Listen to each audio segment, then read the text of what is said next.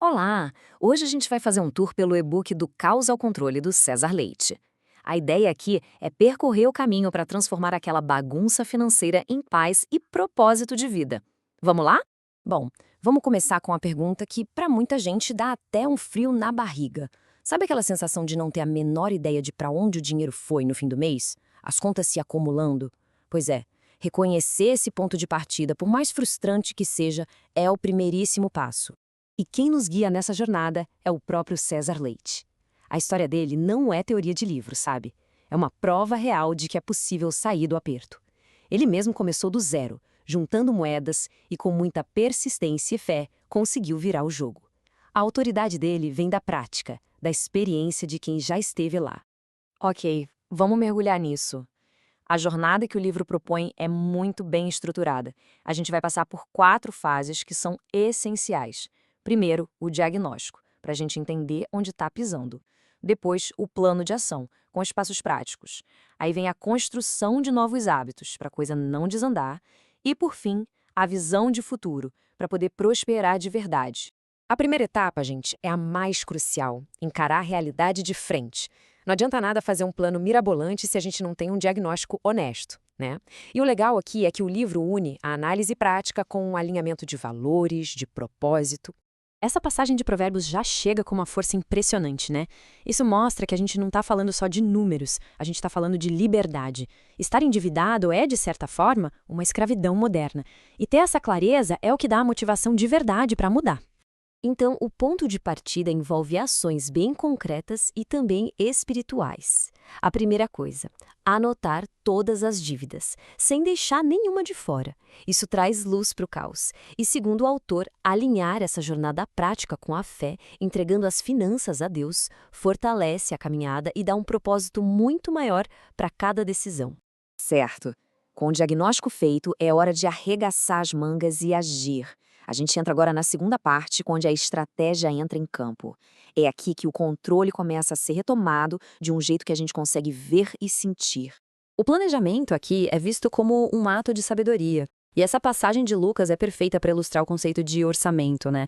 Antes de construir qualquer coisa, seja uma torre ou um futuro financeiro sólido, é preciso calcular os custos. É inteligência pura. Agora, olha o impacto visual disso. Do lado esquerdo, um cenário de caos. Gastos por impulso, dinheiro sumindo. Do lado direito, um orçamento planejado, onde cada real tem um destino certo. A diferença aqui não é só nos números, é uma mudança de mentalidade que traz uma paz enorme. Tá bom, orçamento na mão. Mas e as dívidas que já existem? O livro propõe um método bem estratégico para a gente eliminar essas dívidas de vez e não ficar só pagando juros para o resto da vida. E este gráfico ilustra brilhantemente o método bola de neve. A lógica aqui não é só matemática, ela é psicológica. E isso é genial.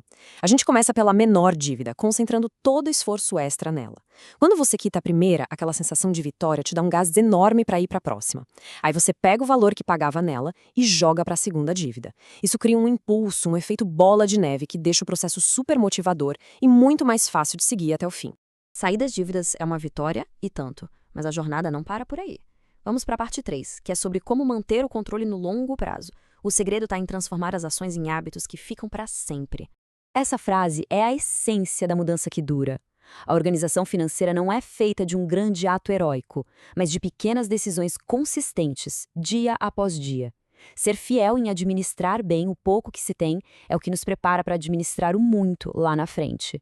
E aqui estão 3 hábitos práticos que realmente transformam o jogo. Primeiro, anotar os gastos diários para ter consciência de verdade.